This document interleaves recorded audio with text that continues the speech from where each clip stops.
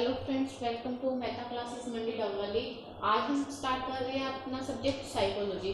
Psychology जो हमारा subject है वो कोई भी हमारा कॉम्पिटिटिव एग्जाम है, स्पेशली जो हमारी टीचिंग फील्ड है उसमें एक मेजर पोर्शन जो है वो कवर करता है। चाहे आप रीटेट हो, चाहे सीटेट है, चाहे एचटेट है, कोई भी ऐसा कॉम्पिटिटिव एग्जाम जो आपकी टीचिंग के लिए है, आपको टीचर बनने के लिए जरूरी है, उसमें जो साइकोलॉजी का जो सब्जेक्ट है वो एक अपना मेजर पोर्शन कवर करेगा।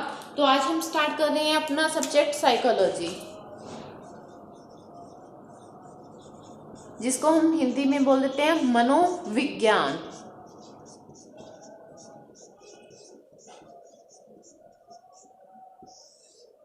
देखो यहाँ पे मैंने वर्ड लिखा है साइकोलॉजी। जो साइकोलॉजी हमारा वर्ड है वो दो शब्दों से मिलके बना है। कौन कौन सा? Psyche plus logos. ठीक है, जिसमें साइकी का मतलब क्या है? आत्मा, और लोगोस का मतलब क्या है? बातचीत या अध्ययन करना। तो इससे जो कंप्लीट वर्ड बना है हमारा साइकोलॉजी, उसका मतलब क्या है? आत्मा से बातचीत या आत्मा के बारे में अध्ययन करना। अब देखो, इस जो सब्जेक्ट की शुरुआत है वो 1590 से ही शुरू हो गई थी। ठीक है, अभी हमारी 16वीं शताब्दी भी शुरू नहीं हुई थी, बट ये जो सब्जेक्ट है हम सब्जेक्ट भी नहीं कह सकते, क्योंकि सब्जेक्ट का जो दर्जा था इसको बहुत बाद में मिला था। कि इस टॉपिक पे हम कह सकते हैं कि जो शुरुआत हुई थी, जो बातचीत शुरू हुई थी, वो 1590 में ही होगी थी, जबकि 1880 में, ठीक है, कब? 1880 में इसको ये माना गया कि इसको एज ए सब्जेक्ट जो है बच्चों को पढ़ाया भी जाना चाहिए, क्योंकि बहुत टाइम, इस टाइम से लेके इस टाइम के बीच में बहुत सारी डिस्कशंस हुई, बहुत सारे सोच विचार, बहुत सारी मतलब रूल्स रेगुलेशन, बहुत सारी चीजें इतने टाइम में आ जाती हैं, क्योंकि शुरुआत तो हम देख रहे हैं 1590 से ही हो गई थी। बट धीरे धीरे जब चीजें फाइनलाइज होते गई, तब क्या शुरुआत किया गया कि 1880 में ये सोच विचार किया गया कि इसको ऐसा सब्जेक्ट जो है वो स्टूडेंट्स को भी पढ़ाना चाहिए। तो 1900 में हमने इसको क्या किया? सब्जेक्ट का दर्जा देके इसको यूनिवर्सिटी कॉलेजेस में पढ़ाना स्टूडेंट्स को शुरू कर दिया। ठीक है, शुरुआत कहाँ से हुई? 1590 से। और कब ये इस चीज की शुरुआत हुई कि जो ये साइकोलॉजी का सब्जेक्ट है वो स्टूडेंट्स को भी पढ़ाया जाना चाहिए 1880 में। और फाइनली 1900 में क्या हुआ था कि इसको एज अ सब्जेक्ट अप्रूव किया गया और यूनिवर्सिटीज और कॉलेजेस में इसको पढ़ाना भी शुरू कर दिया गया। ठीक है, ये था इसका हल्का सा बैकग्राउंड। अब हम पढ़ेंगे इसके बारे में। अभी तक हमने ये तो देख ही लिया कि जो इसकी शुरुआत है वो 1590 में ही हो गई थी, बट इस पे जो डिस्कशन है, जो आर्ग्यूमेंट्स हैं, जो अलग अलग फिलोसफर्स की सोच है, वो जो स्टार्ट हुई एक मतलब रूल्स के अकॉर्डिंग, वो 16वीं सदी में ही स्टार्ट हुई थी। ठीक है, 16th सेंचुरी में इसकी एक्चुअल में जो प्रॉपर वाली स्टार्टिंग थी वो इसकी 16वीं सदी में हुई थी। ठीक है, अब देखो, कोई भी चीज है उसकी कहीं ना कहीं से शुरुआत होती है। कोई सब्जेक्ट है या कोई भी एक, इवन की किसी सब्जेक्ट का कोई भी चैप्टर है, ठीक है, उसकी कहीं ना कहीं से तो स्टार्टिंग होती है, कहीं ना कहीं तो उसका ओरिजिन होता ही है। तो इसका ओरिजिन कहाँ से हुआ? इसका जो रीजन था, इसका जो क्रेडिट जाता है वो जाता है दर्शन शास्त्र, मतलब इंग्लिश में हम बोल देते हैं उसको फिलोसफी। यहाँ जो साइकोलॉजी सब्जेक्ट की कहीं हम शुरुआत हुई तो वो कहाँ से हुई थी? दर्शन शास्त्र मतलब फिलोसफी सब्जेक्ट से हुई थी। इसीलिए जो दर्शन शास्त्र हमारा सब्जेक्ट है, फिलोसफी हमारा सब्जेक्ट है, उसको क्या कहा जाता है? साइकोलॉजी फादर या father of psychology, mother, father और है इसके, मदर, जननी जिसको हम हिंदी में बोलते हैं, ठीक है। मनोविज्ञान की जननी, माँ किसे कहा जाता है? दर्शन शास्त्र, फिलोसफर। क्यों कहा जाता है? क्योंकि हमारे जो फिलोसफर थे उन्होंने इस चीज को समझने का बेड़ा उठाया, क्या कि जो ये साइकोलॉजी है कि किसी ने कहा ये मन का विज्ञान है, किसी ने कहा चेतन का विज्ञान है, मतलब ये चीजें तो हम अभी डिस्कस करेंगे वन बाय वन। बट जो इनकी स्टार्टिंग हुई वो कहाँ से हुई? फिलोसफर्स ने स्टार्ट किया इस चीज को, ठीक है। जो इसीलिए जो दर्शन शास्त्र है, हमारा सब्जेक्ट है फिलोसफी का, उसे हम क्या कहते हैं कि मदर ऑफ साइकोलॉजी। अब हम पढ़ेंगे कि किस सदी में इसको किस नाम से जाना गया। तो हम यहाँ पे इसका एक नाम भी दे सकते हैं कि मनोविज्ञान के विकास की अवस्थाएं। क्या हेडिंग रहेगी इसकी? मनोविज्ञान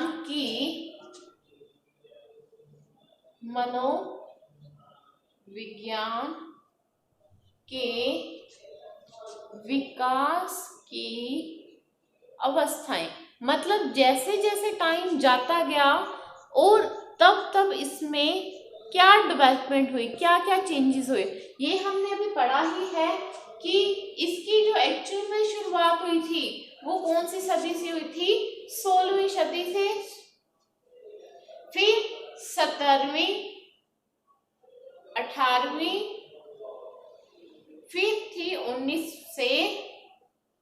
19वीं शताब्दी से अब तक। इसको अलग अलग नाम दिए गए।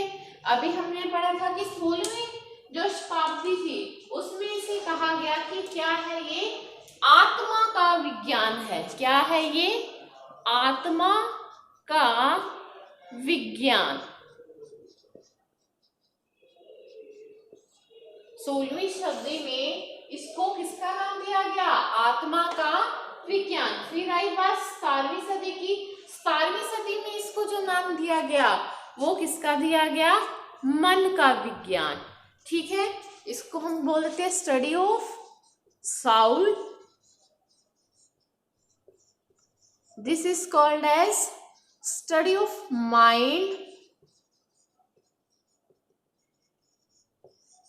18वीं सदी में इसको जो नाम दिया गया वो दिया गया चेतना का विज्ञान, स्टडी ऑफ कॉन्शियसनेस।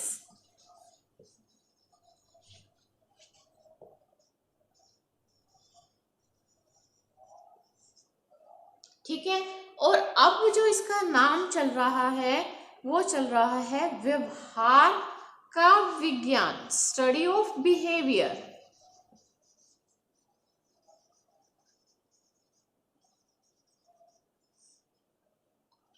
ठीक है। अब यहाँ पे हम डिस्कस कर रहे हैं कि मनोविज्ञान की विकास की अवस्थाएं, कि जब ये इस टॉपिक की शुरुआत हुई, जैसे जैसे टाइम बढ़ा इसमें क्या क्या चेंजेस आए, इसके जो नाम है वो कैसे बदलते गए। सबसे पहले हम बात करते हैं 16वीं सदी की। 16वीं सदी में इसका नाम हमने यहाँ देखा कि 16वीं सदी में इसका नाम क्या रखा गया? आत्मा का विज्ञान, स्टडी ऑफ साउल। 17वीं जो सदी थी उसमें इसका नाम क्या रखा गया? मन का विज्ञान, स्टडी ऑफ माइंड। और 18वीं जब सदी आई तो इसके क्या कहा गया? चेतना का विज्ञान, स्टडी ऑफ कॉन्शियसनेस। और 19वीं सदी से लेके अब तक इसे क्या माना जा रहा है कि ये व्यवहार का विज्ञान है, ठीक है। पर ये सब चीजें कही किसने कि ये आत्मा का विज्ञान है या फिर ये चेतना का, मन का, व्यवहार का? कोई ना कोई ऐसा पर्सन तो होगा जो ये स्टेटमेंट देता होगा कि ये जो है ये अवस्थाएं कौन आत्मा की है, मन की, चेतना की या व्यवहार की है। तो वैसे तो इसमें बहुत सारे लोग शामिल थे, बट जो मेन नाम है वो हम करेंगे, ठीक है। आप चाहो तो जैसे मैं 16वीं सदी की बोलूंगी कि 16वीं सदी में स्टडी ऑफ साउल कहने वाले जो सपोर्टर थे उनके नाम क्या क्या थे। अब मैं बोलूंगी, आप उसको चाहो तो नोट डाउन कर सकते हो, क्योंकि मैं वहां पे साइड में सिर्फ एक ही पर्सन जो मेन है उन्हीं का नाम लिखूंगी। तो आप चाहो तो मैं भी प्रोनाउंस कर रही हूँ तो आप उनको लिख सकते हो। लिखो, 16वीं सदी में जो इस बात को सपोर्ट करते थे कि मनोविज्ञान जो है वो आत्मा का विज्ञान है, वो कौन कौन है?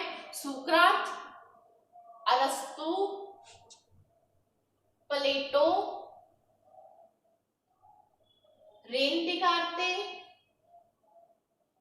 और गोल्काई।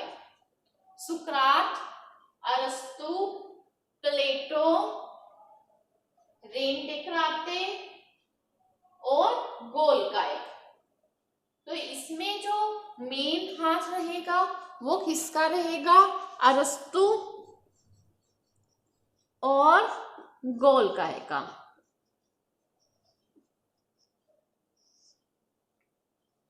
ठीक है, अरस्तु, सबसे पहले हम अरस्तु के बारे में डिस्कस कर लेते हैं। अरस्तु जो थे वो ये मानते थे कि जो मनोविज्ञान है वो किसका विज्ञान है? आत्मा का विज्ञान है। ठीक है, इस बात का जिक्र उन्होंने अपनी एक बुक जिसका नाम क्या था? De Anima. क्या बुक का नेम था? De Anima. जो किसने लिखी है?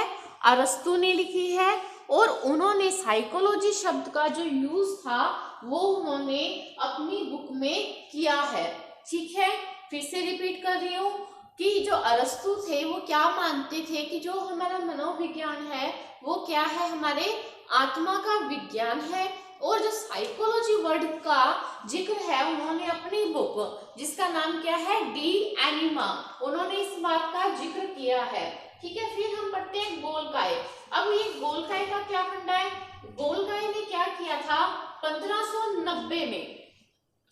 हमने अभी भी स्टार्टिंग में पढ़ा था कि इस सब्जेक्ट की जो शुरुआत है वो 1590 में ही होगी थी। तो वो किसने की थी? गोल्काई ने ही की थी। 1590 में उन्होंने अपनी एक बुक लिखी थी साइकोलॉजिया। ठीक है,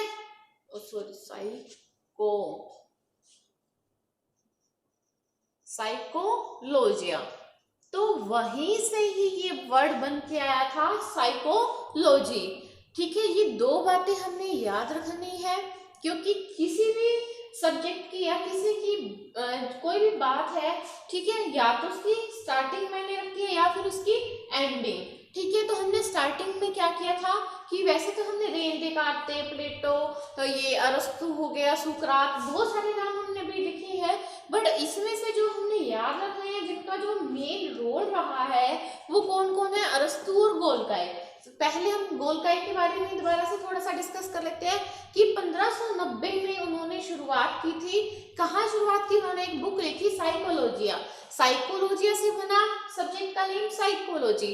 फिर साइकोलॉजी वर्ड बनके प्रिपेयर हो गया तो अरस्तु ने क्या किया? बुक लिखी डी एनिमा। डी एनिमा में उन्होंने क्या यूज किया? साइकोलॉजी वर्ड का जो है प्रयोग करना शुरू कर दिया। तो ये हमारी हुई 16वीं सदी के बारे में।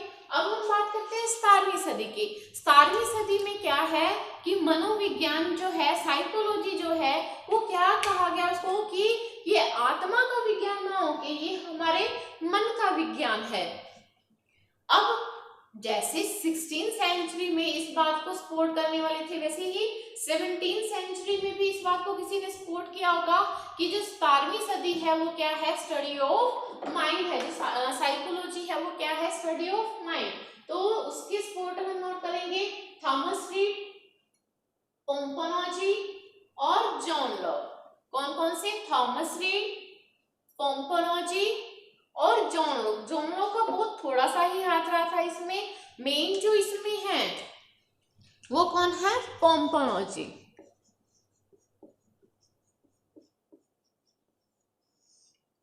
क्लियर है? इन्होंने क्या कहा था कि जो साइकोलॉजी है वो क्या है? Study of mind. फिर है 18th सेंचुरी। 18th सेंचुरी में क्या कहा गया कि जो साइकोलॉजी है वो क्या है? स्टडी ऑफ कॉन्शियसनेस, चेतना का विज्ञान। ठीक है, हमारी इमोशंस हैं, हमारी फीलिंग्स, इन सब चीजों के बारे में यहाँ डिस्क्राइब किया गया। तो इसके सपोर्टर कौन कौन थे? लिखो William want, William James, Titchener, सली, वाइज।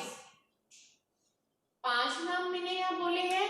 कौन कौन से? William James, William want, Titchener, सली, वाइज। तो इसमें से जो मेन है मैं वो यहाँ पे लिख रही हूँ, विलियम जेम्स, विलियम वुंट, इनके ही शिष्य थे टिचनर। ये किस बात के हक में थे कि जो साइकोलॉजी है वो क्या है, चेतना का विज्ञान है। ठीक है, अभी हम थोड़ा सा विलियम वुंट के बारे में भी डिस्कस करेंगे, क्योंकि यहाँ से भी 1 नंबर का क्वेश्चन हमें ऑलमोस्ट मिल ही जाता है। फिर हम बात कर रहे हैं जो अब तक जो डेफिनेशन चल रही है साइकोलॉजी की, वो क्या चल रही है कि जो साइकोलॉजी, जो मनोविज्ञान है, वो क्या है, व्यवहार का विज्ञान है, स्टडी ऑफ बिहेवियर है। देखो अब व्यवहार में क्या है, ये सारी की सारी बातें ही आ जाएंगी कि आत्मा का विज्ञान भी हो गया, इसमें मन का विज्ञान भी हो गया और इसमें चेतना का विज्ञान भी हो गया। तो ये एक प्रॉपर डेफिनेशन है साइकोलॉजी की, क्योंकि जिसमें ये तीनों चीजें ही इंक्लूड हो जाती हैं कि जो साइकोलॉजी है वो क्या है, हमारा स्टडी ऑफ बिहेवियर।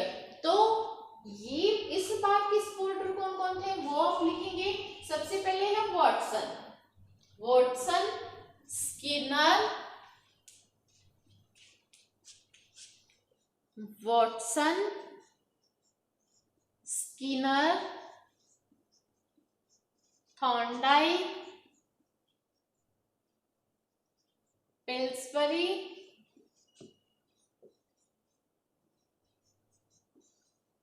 और पैवलव। ये सब क्या है, व्यवहारवादी है।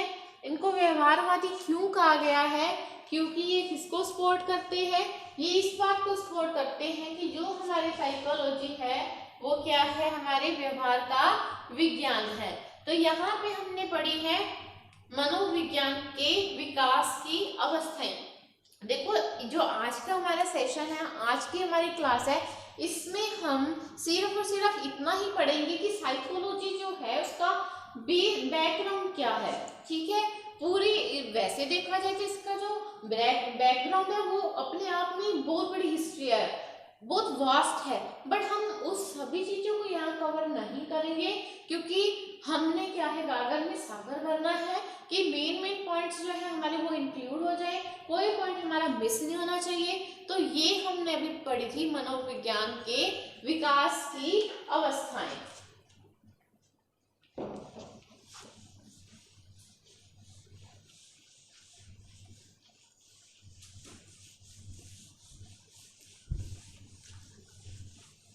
अभी इसमें से ही कुछ एक क्वेश्चन बन जाते हैं 1-1 नंबर के, हम वो लिखेंगे।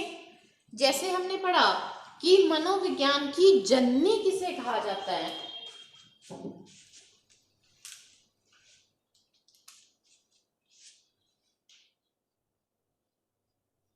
मनोविज्ञान की जननी। नेक्स्ट है हमारा मनोविज्ञान के जनक।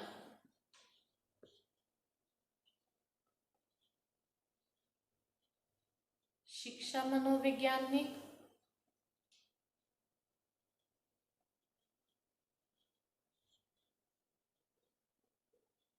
शिक्षा मनोविज्ञान के जनक। ठीक है, तो आप थोड़ा सा, अभी हमने जैसे ये टॉपिक किया था तो इसमें से 1-2 क्वेश्चन तो हमने वैसे भी कर ही लिए थे। तो आप मुझे बताएंगे कि सबसे पहले मनोविज्ञान की जननी किसे कहा जाता है, मनोविज्ञान की जननी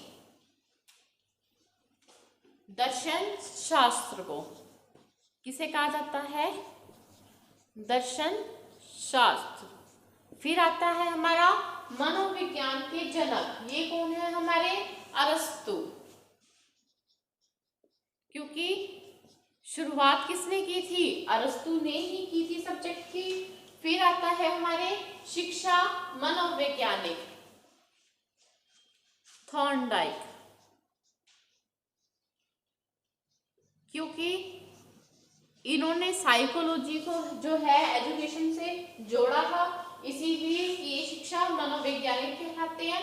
फिर आता है शिक्षा मनोविज्ञान के जनक, ये हर्बर्ट को कहा जाता है।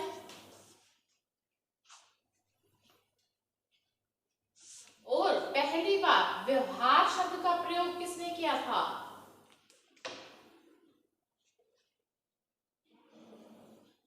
व्यवहार शब्द का प्रथम बार प्रयोग। और एक चीज है, और ये किसने कहा था कि ये व्यवहार का विज्ञान है? दोनों में कंफ्यूज नहीं होना। शिक्षा मनोवैज्ञानिक थॉर्नडाइक, शिक्षा मनोविज्ञान के जनक हर्बर्ट, व्यवहार शब्द का प्रथम बार प्रयोग मैकडूगल ने किया था।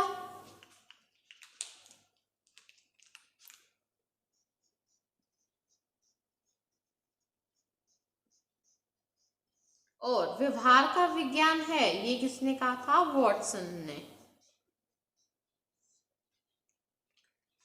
नोट कर लीजिए या स्क्रीनशॉट ले लीजिए इस चीज का।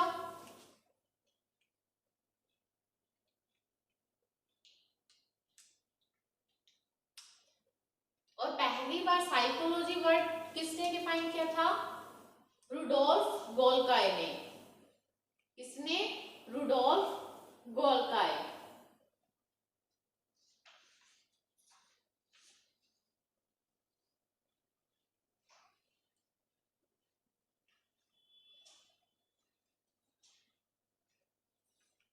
कर लिया सभी ने नोट? चलो अब हम अपना नेक्स्ट जो टॉपिक है वो स्टार्ट कर रहे हैं, जो क्या है?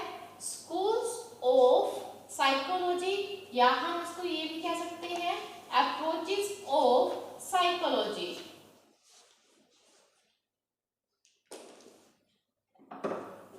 चलो स्टार्ट करते हैं हम नेक्स्ट जो हमारा टॉपिक है।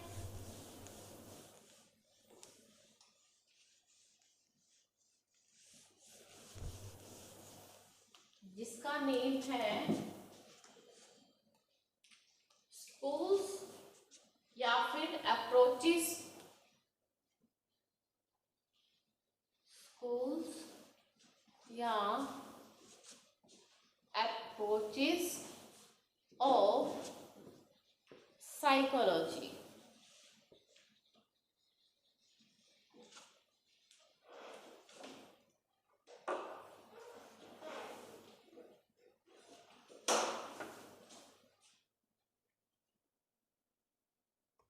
तो हम पढ़ रहे थे स्कूल्स या अप्रोचेस ऑफ साइकोलॉजी, जिसमें हिंदी में हम कहेंगे इसको मनोविज्ञान के संप्रदाय या उपागम। ठीक है, तो ये वो वाले स्कूल्स नहीं है जहाँ पे हमें एजुकेशन दी जाती है। ठीक है, ये टोटल कितने 11 अप्रोचेस हैं साइकोलॉजी के।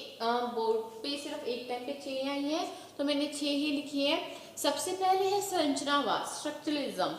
ठीक है, इसके जो सपोर्टर थे वो कौन कौन थे? वुंट, एडवर्ड, बेडफोर और टिचनर। क्योंकि जो टिचनर है वो किसके शिष्य थे? विलियम वुंट के ही थे। तो ये लोग क्या कहते थे?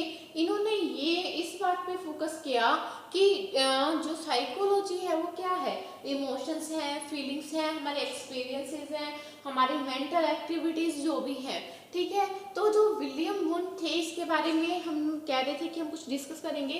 तो विलियम वुंट क्या है? विलियम वुंट ने 1879 में, रुको मैं लिख भी देती हूँ, 1879 में जर्मनी के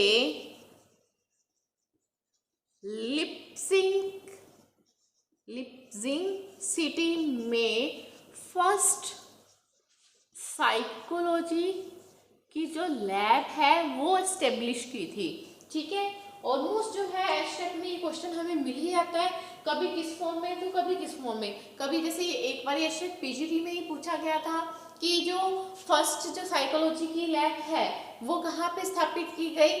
जर्मनी के लिप्जिंग शहर में। और कब की गई? 1879 में, और किसने की थी? वो विलियम वुंट ने। ठीक है, अब हम नेक्स्ट जो अप्रोच है इसके ऊपर चल रहे हैं, फंक्शनलिज्म की प्रकार्यवाद या कार्यात्मकवाद। ये लोग क्या कहते हैं? ये कहते हैं कि हमने जैसे पढ़ा कि जो साइकोलॉजी है वो क्या है? मन का विज्ञान है। मन का विज्ञान है, तो इन्होंने कहा कि इस मन के विज्ञान में हमें जीव जो है जैसे पशु पक्षी, इनको भी क्या है? इंक्लूड करना चाहिए। तो फंक्शनलिज्म को जो सपोर्ट करते हैं वो कौन कौन है? William James, John Dewey, James McKeen Cattell. ठीक है, नेक्स्ट है बिहेवियरिज्म, व्यवहारवाद। इसके बारे में हम पहले भी पढ़ चुके हैं, और यही कहते हैं कि जो मनुष्य का व्यवहार है उस पे जो है उसके एनवायरनमेंट का बहुत ज़्यादा फर्क पड़ता है, बहुत ज़्यादा इफेक्ट पड़ता है। तो इस बात के जो बिहेवियरिज्म के सपोर्टर हैं वो कौन कौन है? जेबी वॉटसन है, पेवलव है, स्किनर है और टॉलमैन है। ठीक है, ये सारे क्या है? बिहेवियरिज्म। नेक्स्ट जो हमारा है वो है समग्रवाद, गेस्टाल्टिज्म। ये हम सभी को ही पता है। ठीक है, ये है कोलर, कर्ट कफका, कोर्ट लेवन और वर्दीमर।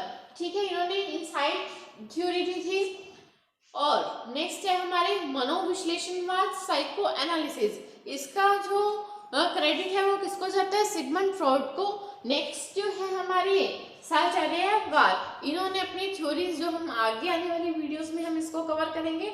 साहचर्यवाद, एसोसिएशनिज्म, इसका जो क्रेडिट है, इसकी जो सपोर्टर है वो कौन है? हमारे जॉन लॉक। ठीक है, तो ये अभी 6 जो अप्रोचेस हमने साइकोलॉजी की, यहाँ पे आपने इसको इतना डिटेल में जाने की आपको नीड नहीं है। जस्ट आप इनके नेम और जो अप्रोचेस हैं हम उसको लर्न कर सकते हैं, क्योंकि कई बार जैसे क्वेश्चन ये पूछ लिया जाता है कि जैसे सिगमंड फ्रॉइड है कि ये कौन सी अप्रोचेस से रिलेट करते हैं, तो ये साइको एनालिसिस अप्रोच से रिलेट करते हैं। तो ये इसका आप चाहो तो स्क्रीनशॉट ले लो, और चाहो तो आप इसको नोट डाउन कर दो। इसके बाद की जो 5 अप्रोचेस हैं हम फिर से इसको लिखेंगे।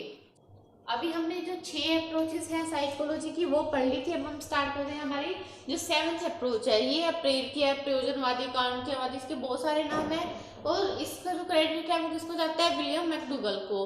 ठीक है, ये क्या कहते थे कि हम कोई भी काम करते हैं तो उसके पीछे हमारा कोई ना कोई मोटिव, कोई ना कोई उद्देश्य जरूर होता है। फिर आता है हमारा विकासवादी। विकासवादी जो है उसका क्रेडिट मेन जो जाता है डार्विन को जाता है। इसमें थोड़ा बहुत जो सपोर्ट था वो गाल्टन का भी रहा था। डार्विन ने क्या है? Origin of species, origin of species नाम की एक बुक लिखी, जिसपे इन्होंने क्या है? मानव को अलग और पशु पक्षियों की जाति को क्या है? अलग रख के उस पर स्टडी किया था। फिर आता है संज्ञानात्मकतावाद। ठीक है, कॉग्निटिज्म, इसका जो मेन है ये हम वैसे भी हम बहुत बार सुन चुके हैं, पढ़ चुके हैं। कौन कौन है? पियाजे का इसमें मेन है। इसके बाद ब्रूनर है, मिलर, नेसल, जो इनके थोड़े बहुत सपोर्टर रहे हैं ये वो है। फिर है मानवतावाद, ह्यूमनिज्म। ह्यूमनिज्म का जो क्रेडिट जाता है वो किसको जाता है? मेनली कोल्स रॉजर्स को जाता है। फिर है अब्राहम मास्लो और अटकिंसन, इनका नाम आपने कभी नहीं सुना होगा। ठीक है, तो कुछ ही जैसे पर्सन है जो थोड़ा बहुत सपोर्ट कर देते हैं। और नेक्स्ट है और लास्ट है जैविकतावाद, बायोलिज्म। इसका भी क्रेडिट मेन किसको जाता है? डार्विन को, मेंडल, पेस्ट, वॉटसन और ऑर्ट्स को। ठीक है, तो हमने यहाँ पे टोटल कितनी अप्रोचेस पढ़ी है? 11 अप्रोचेस पढ़ी है। इन्होंने मतलब हमें इन अप्रोचेस को डिटेल में जाने की जरूरत नहीं है, बस हमें ये याद रखना चाहिए कि कौन सी जो अप्रोच है वो किस पर्सन से रिलेटेड है, या कौन सा पर्सन जो है वो किस अप्रोच से रिलेटेड है। जिससे कई बार पूछ लिया जाता है कि कोल्ड वजर्स जो हैं वो किस अप्रोच से रिलेट करते हैं, कि बायोलिज्म है, ह्यूमनिज्म है, कोग्निटिविज्म है या हॉर्मिक है। तो हमें इनके सिर्फ नेम अप्रोचेस के और उनसे रिलेटेड जो भी पर्सन है वो हमें लर्न होने चाहिए, बस इतना ही हमारे लिए इनफ है। तो आज जैसे हम आपको पता है कि जो आज की हमारी क्लास है वो जस्ट और जस्ट सिर्फ इंट्रोडक्शन से रिलेटेड है, कि जो पेडागोजी है, हमारी जो साइकोलॉजी है, उसकी शुरुआत कहाँ से कब हुई और किस किस का उसमें क्या रोल रहा। तो इसके बाद अब बस हमारा एक ही टॉपिक और रह गया है। इसके बाद हमारा जो ये सेशन है ये यहाँ खत्म होके फिर नेक्स्ट जो हमारा कल से हम लर्निंग का टॉपिक स्टार्ट करेंगे। तो अब हम कर रहे हैं हमारा नेक्स्ट और लास्ट टॉपिक जो है हमारा मनोविज्ञान का कार्य क्षेत्र, मनोविज्ञान का या फिर शिक्षा मनोविज्ञान का कार्य क्षेत्र।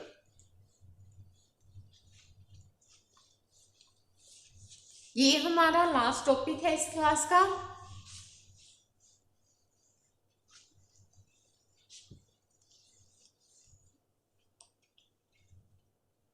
जिसका नाम है मनोविज्ञान एवं शिक्षा मनोविज्ञान का कार्य क्षेत्र।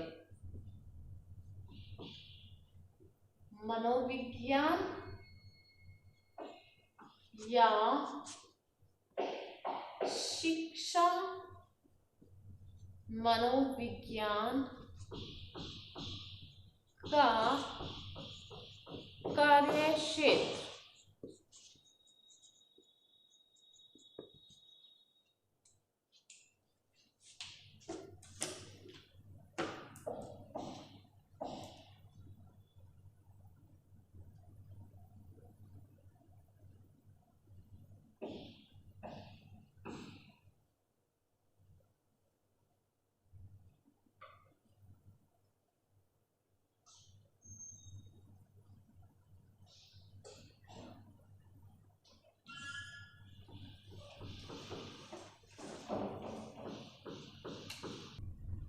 तो हम हमारे लास्ट टॉपिक की ओर बढ़ रहे हैं, जो क्या है मनोविज्ञान और शिक्षा मनोविज्ञान का कार्य क्षेत्र।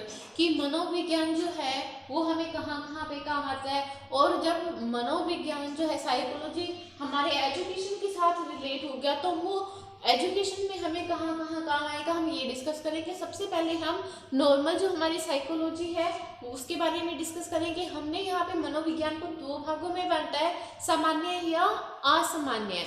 ठीक है, अगर हम सामान्य की बात करें तो जो भी हमारी साइकोलॉजी है वो सिर्फ एक ह्यूमन से, एक मानव से रिलेटेड नहीं है, वो पशु। और तुलनात्मक का मतलब क्या है, अगर हमें एक सिचुएशन का दूसरे सिचुएशन से कंपैरिजन करना है वहां पे भी हमें क्या है साइकोलॉजी की नीड है।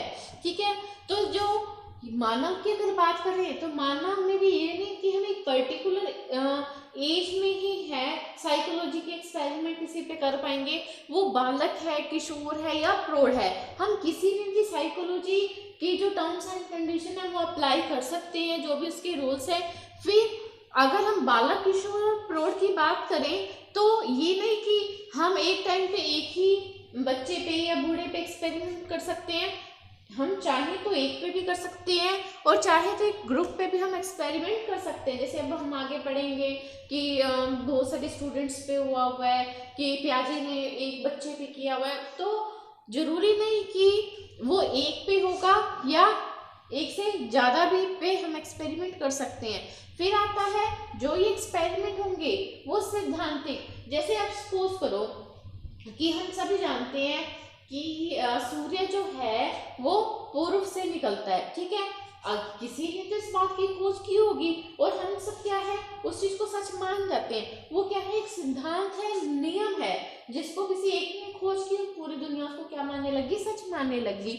तो ये हो जाएगा सिद्धांतिक, जिसको हम चुपचाप से मान लेते हैं। प्रायोगिक, जिस चीज का हम खुद से प्रयोग करके देखते हैं। जैसे किसी ने कहा कि 2 और 2 4 होते हैं, तो मैं उस चीज का एक्सपेरिमेंट खुद से कर सकती हूँ, प्रयोग में उसका कर सकती हूँ। तो जो ये साइकोलॉजी है वो सिद्धांतिक भी हो सकती है और प्रायोगिक भी हो सकती है। ये थी हमारी सामान्य।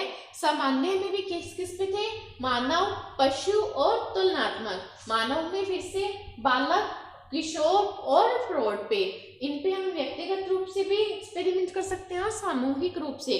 ठीक है, और ये जो एक्सपेरिमेंट है या जो ये साइकोलॉजी है वो सिद्धांतिक भी हो सकती है और प्रायोगिक भी। ये थी सामान्य। अब हम बात करें असामान्य मनोविज्ञान की। असामान्य मनोविज्ञान की जैसे क्या है कि हम कभी किसी चीज पे क्या है डिटेल में हम उस चीज का एनालिसिस करते हैं कि ये चीज क्यों, कब, कैसे, कहाँ हुई।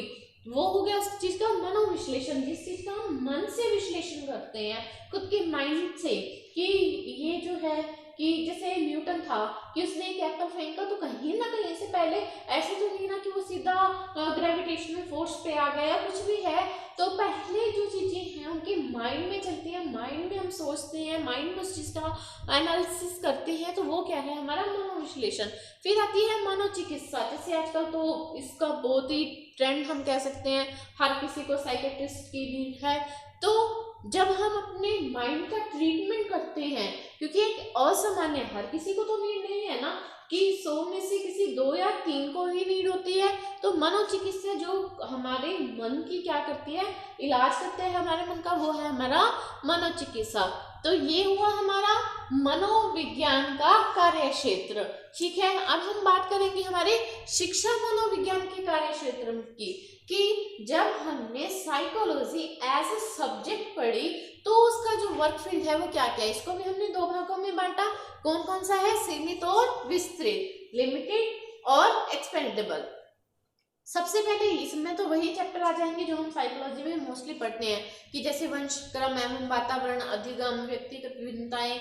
ये चैप्टर ये नहीं कि हम यहाँ पे कॉम्पिटिटिव के एग्जाम की तो उसमें पढ़ेंगे। जब भी किसी ने अगर साइकोलॉजी का सब्जेक्ट चूज किया है तो उसने ये सारे के सारे चैप्टर्स ऑलमोस्ट रीड किए ही होंगे। और जो इसका विस्तृत कार्य क्षेत्र है उसमें ये होते हैं हमारे लर्निंग एक्सपीरियंसेस, कि जब आप किसी चीज को याद करते हो तो उसमें आपका जो एक्सपीरियंस है वो कैसा रहता है, लर्निंग का प्रोसेस कैसा है, लर्निंग जब आप कर रहे हो आपका एनवायरनमेंट कैसा है, आप कैसे लर्नर हो। कि कई चीज तो कई लर्नर ऐसे होते हैं कि जस्ट उन्होंने एक चीज स्कैन की और उनके वो माइंड में बैठ जाती है, उनको वो चीज समझ आती है। और कई ऐसे लर्नर भी होते हैं जब तक वो कॉपीज पे नोट डाउन नहीं करते उनको वो चीजें समझ नहीं आती। और सबसे ज्यादा जो रोल रहता है वो किसका रहता है, टीचर का रहता है। तो ये पांचों के पांचों क्या है, विस्तृत है, फैले हुए हैं, और ये आते किसमें, हमारे शिक्षा मनोविज्ञान के कार्य क्षेत्र में। जल्दी से इसी को थोड़ा सा रिवाइज करते हैं। हम ये टॉपिक पढ़ रहे थे मनोविज्ञान या शिक्षा मनोविज्ञान का कार्य क्षेत्र। मनोविज्ञान का क्या था, सामान्य और असामान्य। सामान्य में 3 थे, मानव, पशु और तुलनात्मक। मानव भी 3 तरह के हैं, बालक, किशोर और प्रौढ़। और ये क्या है, इन पे जो एक्सपेरिमेंट हो सकते हैं वो व्यक्तिगत भी हो सकते हैं और सामूहिक भी, और साइकोलॉजी सैद्धांतिक भी हो सकते हैं और प्रायोगिक भी। फिर हम आते हैं असामान्य पे। असामान्य में क्या है, मनोविश्लेषण, जिसमें हम क्या है किसी चीज का मन में विश्लेषण करते हैं। और मनोचिकित्सा, जब हम अपने मन का इलाज करते हैं तो वो क्या है, हमारी मनोचिकित्सा। जब हम साइकोलॉजी को एज ए सब्जेक्ट पढ़ते हैं तो वो क्या कहलाता है, हमारा शिक्षा मनोविज्ञान। और इसको हमने फिर से 2 भागों में बांटा, सीमित और विस्तृत। क्योंकि सीमित में क्या है, साइकोलॉजी वैसे बहुत वास्ट सब्जेक्ट है बट उसके चैप्टर्स कहीं ना कहीं तो डिसाइड हैं कि मोस्टली जो है हम यही चैप्टर पढ़ते हैं। और विस्तृत में क्या आते हैं, हमारे लर्निंग एक्सपीरियंस, हमारे लर्निंग के प्रोसेस, एनवायरनमेंट, लर्नर और टीचर, ये सब चीजें। तो यहाँ पे जो हमारा चैप्टर फिनिश होता है, introduction to child development psychology. अब हमने यहाँ पे कुछ एक चीजें पढ़ी थी, जैसे कि इसके जो साइकोलॉजी थी उसकी विकास की अवस्थाएं पढ़ी हैं, और ये मनोविज्ञान जो है इसकी उत्पत्ति कब कैसी हुई, इसमें कौन कौन से लोग इन्वॉल्व हुए, स्कूल्स और अप्रोचेस पढ़ी। ठीक है, तो ये जो चैप्टर है इसमें से हमें 1 या 2 क्वेश्चन मिल जाते हैं। अगर आप इस जो आज हमने चैप्टर किया है इसकी क्वेश्चन चाहते हो प्रैक्टिस के लिए, तो आप हमें इस नंबर पे व्हाट्सएप करना 9467590002। आपको PDF मिल जाएगी प्रैक्टिस के क्वेश्चंस के लिए। ठीक है, और